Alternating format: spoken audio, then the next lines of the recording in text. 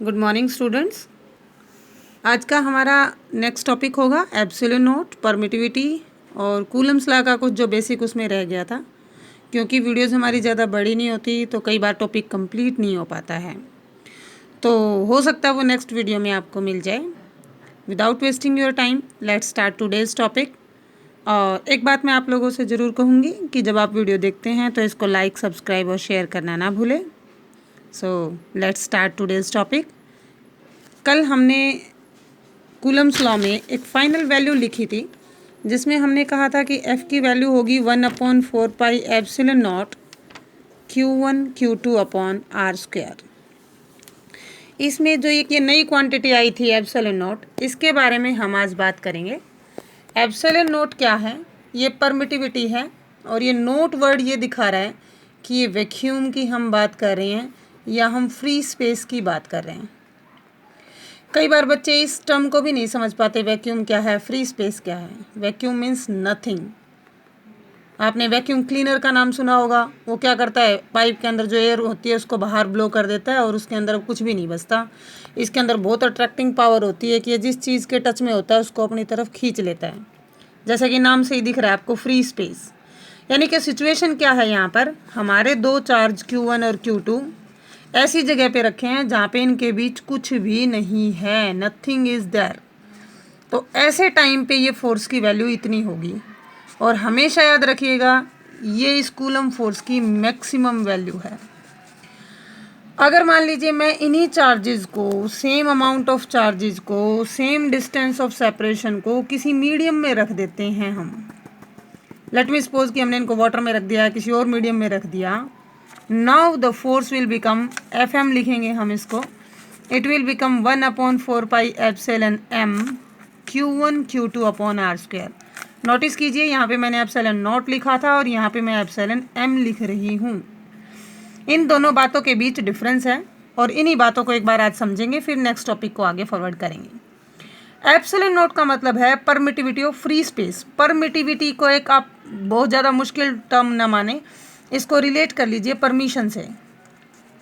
यानी कि यहाँ पे जो मीडियम है ये इन इलेक्ट्रिक लाइन ऑफ फोर्स को अपने अंदर से क्रॉस होने की परमिशन दे भी रहा है या नहीं।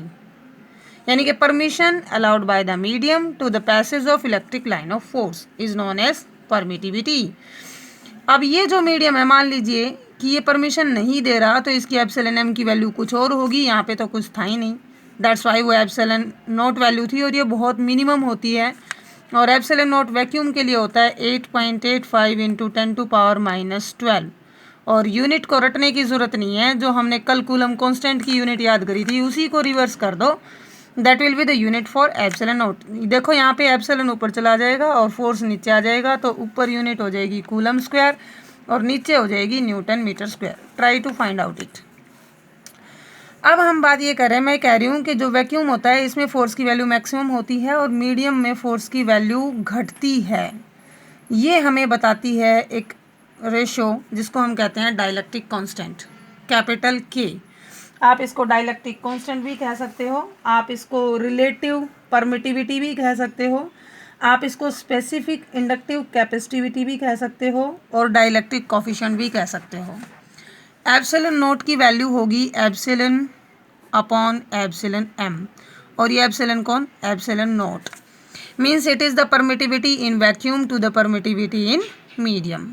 या आप ये भी कह सकते हो कि अगर हम इस रेशो को निकालें फोर्स की रेशो से, यानी कि force in vacuum to the force in medium, तो ये वैल्यू आपके पास आ जाएगी 1/4 pi epsilon naught Q1 Q2 upon R square, 1/4 pi epsilon M Q1 Q2 upon R square. ये सभी चीज़ें कैंसिल हो जाएंगी अगर सेम थी, तो यहाँ से K की वैल्यू आ जाएगी, ये वैल्यू ऊपर चलेगी, आपके पास आ जाएगी epsilon M upon epsilon note. Sorry, यहाँ पे एप्सिलॉन M और यहाँ पे एप्सिलॉन नोट आएगा।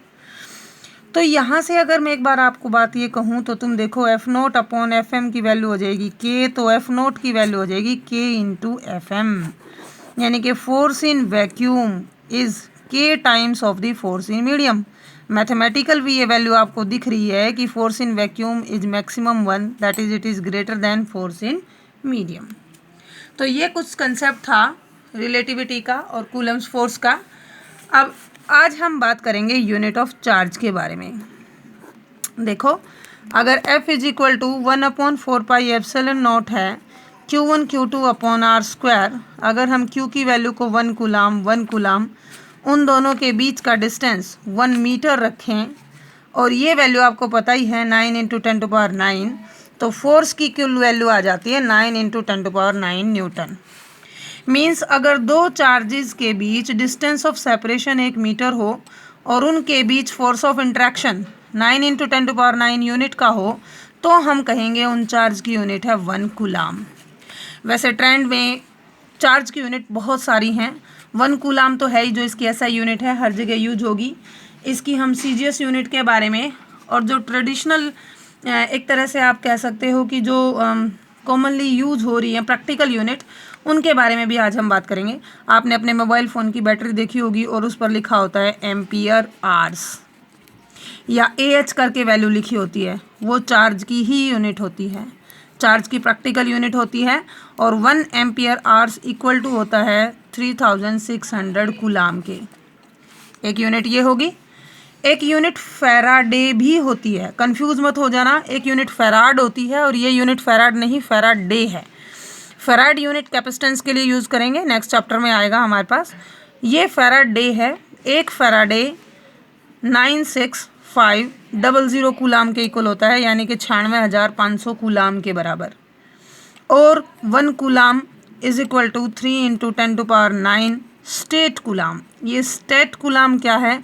ये CGS यूनिट है। अगर हम यहाँ पर 1 सेंटीमीटर कर दें और यहाँ पर एक डाइन का फोर्स ले लें तो कुल मिला के आपके चार्ज की वैल्यू स्टेट कूलाम में आएगी। एक और भी यूनिट आपको कॉम्पिटिटिव एग्जाम के हिसाब से मैं ये चीज़ें बता रही हूँ, आपके काम आ सकती है। एक यूनिट और होती है 1 एब्सोलूट कूलाम।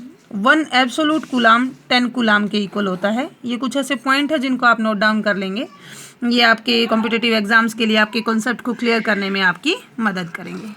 अब कुछ बेसिक्स हैं कूलम्स लॉ के, जो हमने कल पढ़े थे। मैंने आपको बताया था कि उसकी 3 अजम्पशन थी। एक तो ये कि वो स्टेशनरी चार्ज पर लागू होगा केवल, दूसरा ये कि ये पॉइंट चार्जेस पे लागू होता है, और तीसरा ये कि इन दो के बीच का फोर्स तीसरे की प्रेजेंस से अफेक्ट नहीं होता। तो यहाँ मीडियम में कई बच्चे सोच रहे होंगे कि मीडियम की वजह से फोर्स कैसे चेंज हो गया।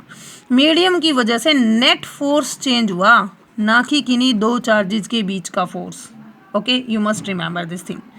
और एक और बड़ी इंटरेस्टिंग थिंग ये है कि जो कूलम्स का इलेक्ट्रोस्टैटिक फोर्स है, electrostatic force electric charge particle के बीच लगता है।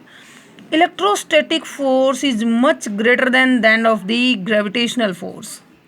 अगर मान लीजिए कहीं पर ये दोनों फोर्स एक्ट कर रही हैं तो हम ग्रेविटेशनल फोर्स को नेग्लेक्ट कर देंगे, इलेक्ट्रोस्टैटिक फोर्स बहुत ज़्यादा आता है। आप एक न्यूमेरिकल कॉन्सेप्ट अपने खुद की एक्सरसाइज के लिए कर सकते हो। अगर 2 इलेक्ट्रॉन हो, दोनों के बीच 1 मीटर का डिस्टेंस हो, तो आप उनका फोर्स इलेक्ट्रोस्टैटिक निकालिए और आप उनका ग्रेविटेशनल फोर्स निकालिए और उन दोनों की रेशो देखिए कितनी आती है। That is a question for you today. Okay, I hope आज का कंसेप्ट आपको समझ आ गया होगा। थैंक्स फॉर वॉचिंग, और इसको लाइक, शेयर और सब्सक्राइब जरूर कीजिए। नेक्स्ट हम पढ़ेंगे continuous charge distribution. Thank you.